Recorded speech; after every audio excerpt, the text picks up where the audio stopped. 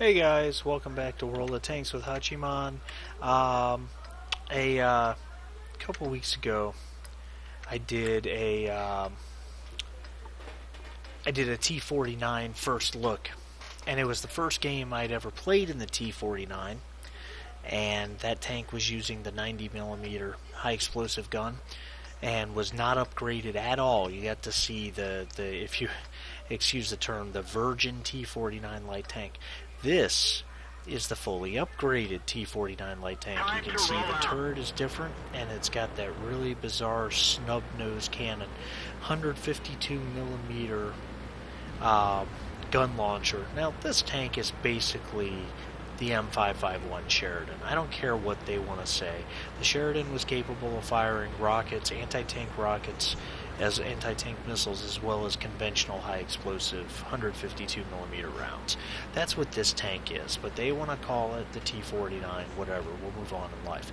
Anyway, this is a Tier 10 battle, which is not uncommon. This tank match makes as a 9, so you will find Tier 10 battles quite a bit.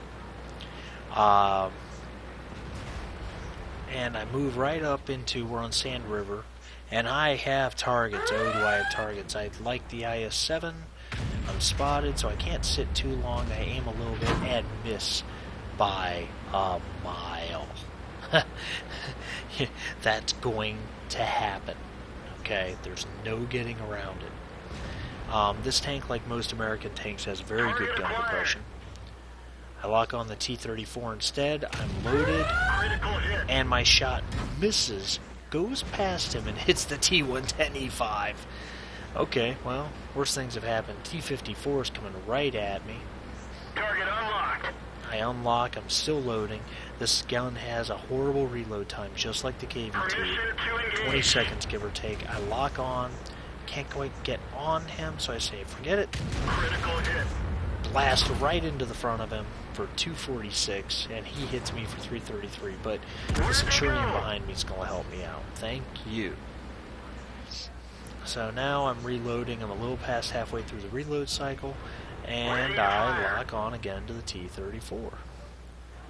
Loaded. Take the shot. 352. Track him, no doubt.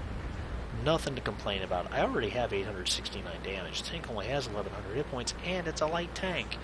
We all know light tanks are not generally expected to do their hit points and damage, at least by the WN8 numbers, but the fact is they should. My platoon mate, in an oh, look at that one, 500 damage to the T34, and now I got an auto-loading Tier 9 American medium on my right flank I have to watch out for. Another target. Love to hit his soft armor with this gun, though. Ooh. But he backs off. I'm keeping one eye on him, locking on the T-34, another hit for 243, and I immediately back up behind this rock.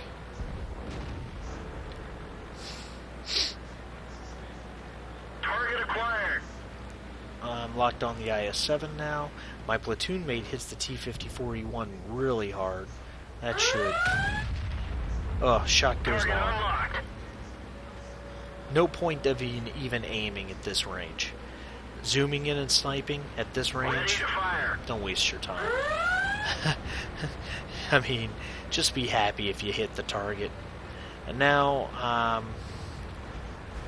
really trying to get, frankly, to the cap. I do want to put one on that IS-7, and you see it goes right into the dirt. Not even close. But you look at the speed and mobility, too. Not quite as fast as a Walker Bulldog, but pretty close. I'm running... Whoops. Look at it jump these dunes. I'm running high-octane gas because the base is being capped, and I can't let that happen. So I'm trying to come over here where I can see something. Maybe get a shot in, but at least at the bare minimum spot. Got the IS-3, miss by a mile. And I'm spotted, so I really can't sit here long. 38 seconds, so I got time to get another shot in. I'm still locked on to the IS-3. I still have him, and then he goes behind the building, but we did get a reset. Light tank's going for my platoon mate. Miss him by a mile. Just not even a prayer.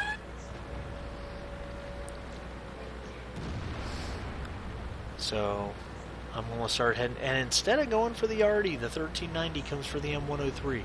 Really interesting choice there. 1390 hits me once. I turn. That was a very satisfying moment, let me tell you. I can't tell you how good that felt, even though it was only 64 damage. So now I'm going to go back to my perch here. Ready to See if I fire. can get on. Yep. I locked onto him. And... Where'd they go? nope. That's okay. Now it's a question of how much more damage can I rack up with this thing. Artie takes a shot. I don't know who is aiming for, me or the M103, either way. And now I want, there's a T49 prototype up here. I want him. I want him bad. I know this, I mean, T49 prototype is as slow as anything out there. He's never going to get away. He's going to be right where he was last spotted. I'm just hoping to catch his flank. And I got it. That's a lot of fun. I can't tell you how much fun that is. 1,980 damage, 2 kills. And here was my big mistake. You're about to see it right here. I'm not loaded yet. Oh crap, there's an Arty behind me. So let me back up. Yeah. I passed the Arty. Let me turn around and kill him. Nope.